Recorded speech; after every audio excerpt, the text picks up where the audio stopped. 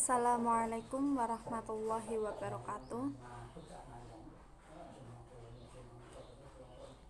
Di sini saya akan membahas mengenai kemiskinan dalam perspektif Islam, kemiskinan dalam berbagai aspek, zakat dan kemiskinan. Makna dan definisi kemiskinan dalam Islam. Secara etimologi, kemiskinan berasal dari kata miskin yang artinya tidak berharta benda. Kemudian, kemiskinan dalam Kamus Besar Bahasa Indonesia mempunyai persamaan arti dengan kata kefakiran. Dua kata ini biasanya disebutkan secara bersamaan, yakni fakir miskin, yang berarti orang yang sangat kekurangan. Di dalam Kamus Lisanu Al-Arabi, pengertian kata miskin dibedakan dengan kata fakir. Di sana dijelaskan bahwa kondisi miskin masih lebih baik bila dibandingkan dengan kondisi fakir. Fakir berarti tidak memiliki apapun, sedangkan miskin masih memiliki sebagian harta. Kemiskinan merupakan ketidakberdayaan sekelompok masyarakat terhadap sistem yang diterapkan oleh suatu pemerintahan, sehingga mereka berada pada posisi yang sangat lemah dan tereksploitasi, atau kemiskinan struktural. Tetapi pada umumnya, ketika orang berbicara tentang kemiskinan, yang dimaksud adalah kemiskinan material. Dengan pengertian ini, maka seseorang masuk dalam kategori miskin apabila tidak mampu memenuhi standar minimum kebutuhan pokok untuk dapat hidup secara layak, yang disebut dengan kemiskinan konsumsi, sehingga definisi ini masih kurang memadai di dalam perumusan solusi pengentasan kemiskinan. Kemudian ada kemiskinan dalam berbagai aspek. Kemiskinan merupakan permasalahan kemanusiaan purba. Ia bersifat laten dan aktual sekaligus ia telah ada sejak peradaban manusia ada dan hingga kini masih menjadi masalah sentral di belahan bumi manapun. Kemiskinan merupakan faktor dominan yang mempengaruhi persoalan kemanusiaan lainnya, seperti keterbelakangan, kebodohan, keterlantaran, kematian dini, problema buta huruf, putus sekolah, anak jalanan, pekerja anak-anak, perdagangan manusia atau human trafficking tidak bisa dipisahkan dari masalah kemiskinan. Ada yang pertama, yaitu kemiskinan dalam dimensi ekonomi.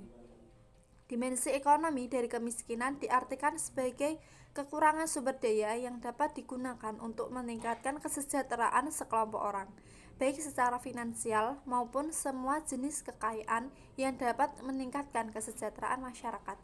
Kemudian yang kedua, yaitu ada kemiskinan dari sudut unidimensi.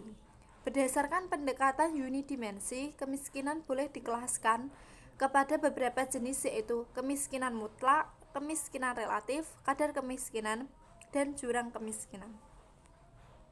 Yang ketiga ada kemiskinan dari sudut multimedia. Salah satu alternatif bagi menggantikan ukuran kemiskinan menggunakan kaidah pendapatan adalah ukuran kemiskinan multidimensi. Pengukuran kemiskinan multidimensi ini lebih kepada langkah-langkah mengenal pasti siapa yang miskin. Bismillahirrahmanirrahim. Assalamualaikum warahmatullahi wabarakatuh.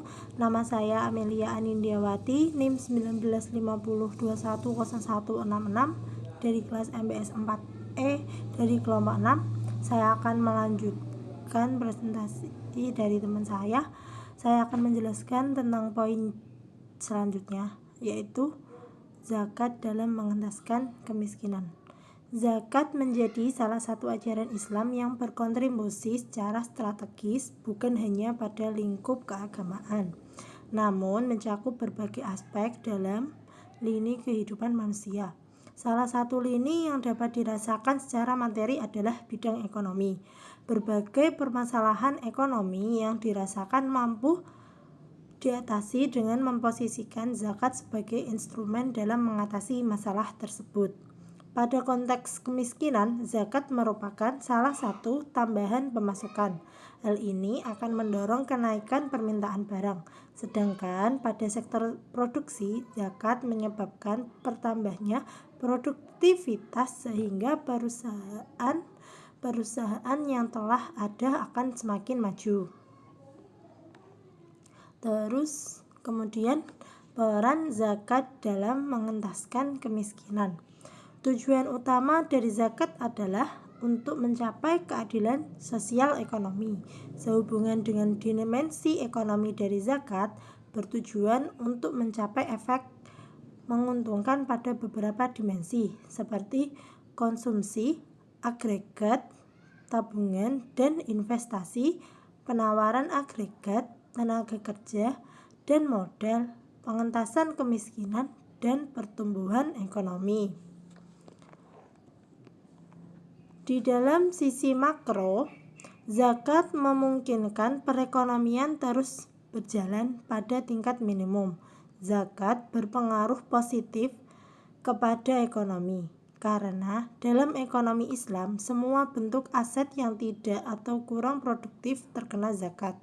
Oleh karena itu, instrumen zakat akan mendorong dalam investasi dan menekan penimbunan uang. Zakat akan mendorong investasi secara langsung dan tidak langsung. Secara langsung, dengan dikenakannya zakat terdapat kekayaan, maka kekayaan yang ditabung akan segera diaktifkan atau diinvestasikan.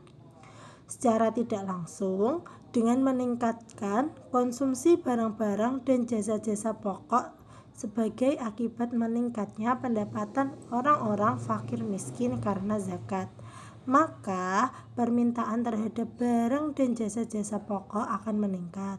Meningkatnya permintaan barang dan jasa ini akan merangsang produksi barang-barang dan jasa tersebut, yang berarti meningkatnya investasi terutama terhadap barang-barang dan jasa-jasa pokok.